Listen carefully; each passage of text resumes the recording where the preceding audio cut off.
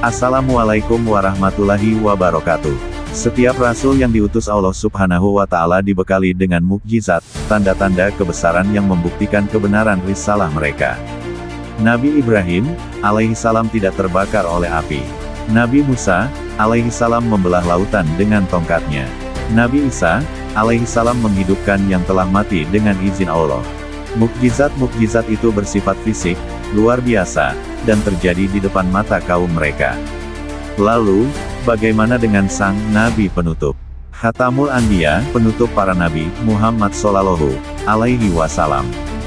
Beliau, alaihissalam diutus bukan hanya untuk bangsa Arab, tapi untuk seluruh umat manusia hingga akhir zaman. Karena misinya bersifat abadi, maka mukjizat terbesarnya pun harus bersifat abadi. Hari ini, kita akan mengupas mukjizat-mukjizat agung Rasulullah Shallallahu Alaihi Wasallam.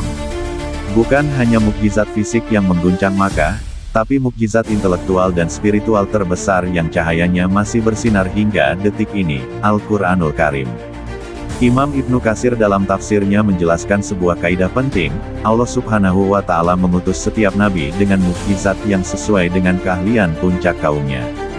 Kaum Nabi Musa alaihissalam ahli sihir, maka tongkatnya mengalahkan sihir. Kaum Nabi Isa alaihissalam ahli pengobatan, maka beliau alaihissalam menyembuhkan yang mustahil disembuhkan. Dan kaum Nabi Muhammad Shallallahu Alaihi Wasallam, bangsa Arab Quraisy, keahlian puncak mereka adalah bahasa dan sastra. Mereka adalah para penyair ulum. Mereka bisa berperang atau berdamai hanya dengan kekuatan syair. Kefasihan, balagah, adalah harga diri mereka. Maka, Allah Subhanahu wa Ta'ala menurunkan mukjizat terbesar kepada Nabi Muhammad Shallallahu Alaihi Wasallam dalam bentuk sebuah kitab. Sebuah mukjizat yang tidak menyerang mata, tapi menyerang langsung ke jantung keahlian mereka, akal dan lisan. Inilah yang disebut ijazul Quran, ketidakmampuan manusia untuk meniru Al-Quran.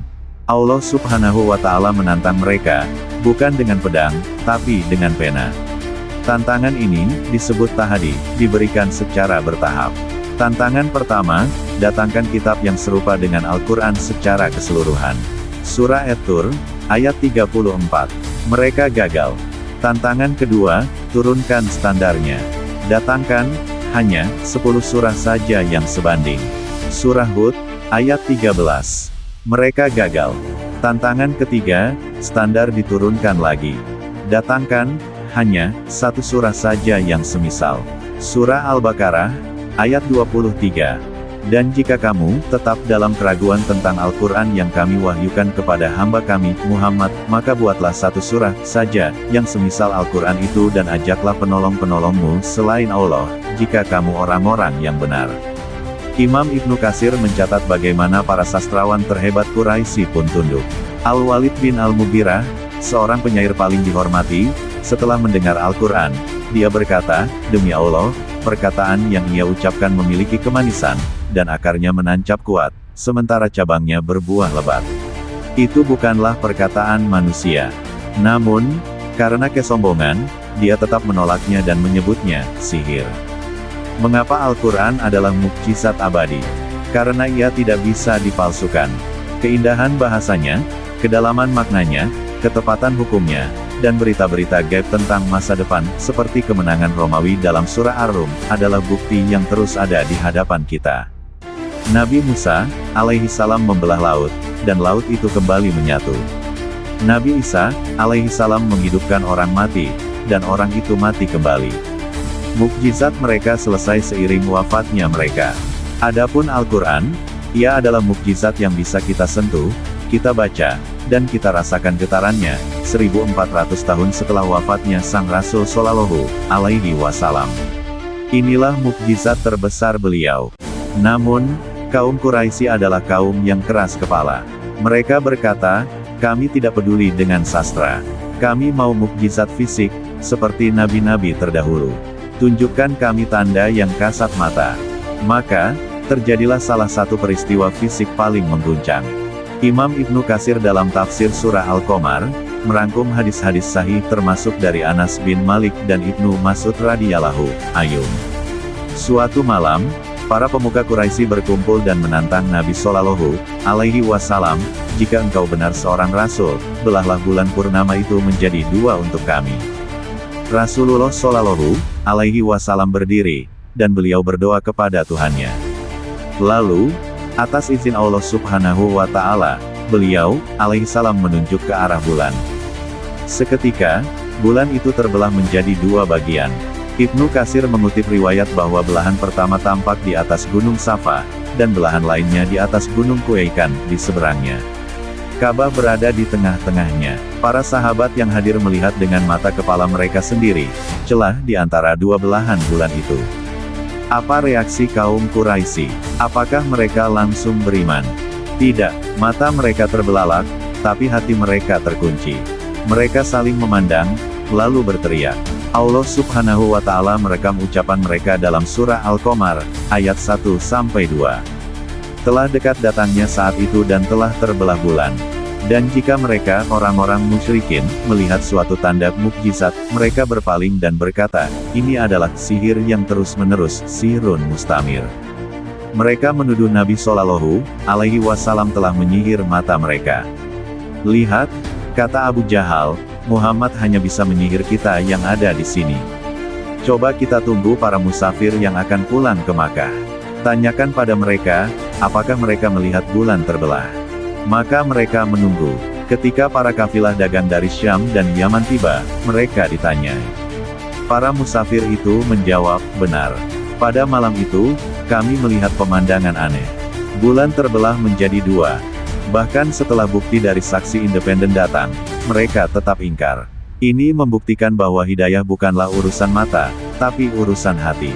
Setelah Al-Quran, mukjizat akal, dan terbelahnya bulan, mukjizat fisik, ada satu mukjizat yang menggabungkan keduanya, sekaligus menjadi penghiburan terbesar bagi sang Nabi, peristiwa Isra dan Miraj. Imam Ibnu Katsir menjelaskan, peristiwa ini terjadi setelah masa-masa tersulit dalam hidup beliau, Amul Huzn, tahun kesedihan setelah wafatnya istri tercinta, Khadijah radhiyallahu anha, dan paman beliau, Abu Talib. Peristiwa ini terbagi dua. Isra, perjalanan malam. Ini adalah perjalanan horizontal, seperti difirmankan dalam surah Al-Isra, ayat 1. Maha Suci Allah, yang telah memperjalankan hambanya Muhammad pada suatu malam dari Masjidil Haram, di Makkah, ke Masjidil Aqsa, di Palestina. Perjalanan yang normalnya memakan waktu 1 bulan penuh, ditempuh hanya dalam 1 malam dengan menunggangi burak, didampingi Jibril alaihissalam. Di Masjidil Aqsa, beliau, alaihissalam menjadi imam salat bagi ruh para nabi terdahulu. Ini adalah simbol penyerahan risalah kenabian. Miraj, perjalanan naik ke langit. Ini adalah perjalanan vertikal. Dari Masjidil Aqsa, beliau, alaihissalam naik menembus 7 lapis langit. Bertemu dengan para nabi di setiap tingkatan.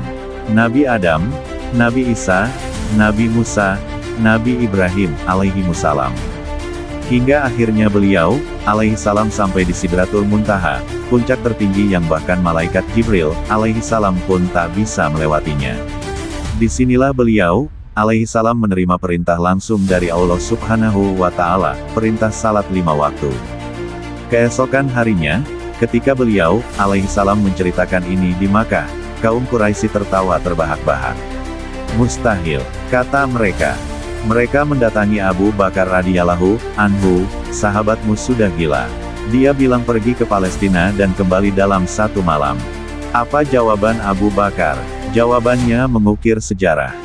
Jika dia, Rasulullah Shallallahu Alaihi Wasallam, yang mengatakannya, maka itu benar.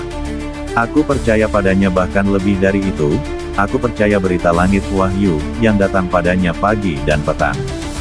Karena inilah, beliau, alaihissalam mendapat gelar As-Siddiq, yang maha membenarkan. Isra, Miraj adalah mukjizat yang menjadi ujian keimanan. Selain 3 mukjizat raksasa tadi, Imam Ibnu Katsir dalam kitabnya Al-Bidayah wan Nihayah juga mencatat puluhan mukjizat fisik lain yang disaksikan para sahabat. Air yang memancar dari jari jemari, dalam beberapa peperangan seperti saat perjanjian Hudaibiyah, ketika pasukan kehausan dan tidak ada air, para sahabat menyaksikan air memancar dari sela-sela jari Rasulullah Shallallahu Alaihi Wasallam, cukup untuk berwudu dan minum ribuan orang. melipat gandakan makanan, sepiring kecil kurma atau sepotong roti, atas doa beliau, alaihi salam, bisa memberi makan ratusan, bahkan ribuan tentara dalam perang Khandaq. Bicara dengan hewan dan tunduknya benda mati, seperti batang pohon kurma, jis, yang menangis rindu ketika Nabi Shallallahu Alaihi Wasallam mulai berkhutbah di mimbar yang baru. Beliau, alaihi salam turun dan memeluk batang kurma itu untuk menenangkannya. Semua ini menunjukkan bahwa Allah Subhanahu wa Ta'ala juga memberikan beliau, alaihi salam, mukjizat fisik, sama seperti nabi-nabi terdahulu. Mukjizat Nabi Muhammad Shallallahu Alaihi Wasallam adalah mukjizat yang paling lengkap. Beliau, alaihi salam, memiliki mukjizat fisik, seperti bulan terbelah dan air memancar, untuk meyakinkan kaumnya yang hadir saat itu, sama seperti Nabi Musa dan Nabi Isa, alaihi salam. Beliau, alaihi salam, memiliki mukjizat ruhani Isra, Miraj untuk menguji keimanan dan meneguhkan hatinya. Dan yang terpenting, beliau, alaihi salam, memiliki mukjizat abadi Al-Quran, yang akan terus hidup untuk kita. Sebuah mukjizat untuk akal pikiran, yang menantang seluruh peradaban, membuktikan bahwa risalahnya bukan untuk Makkah saja, tapi untuk seluruh alam semesta hingga akhir zaman.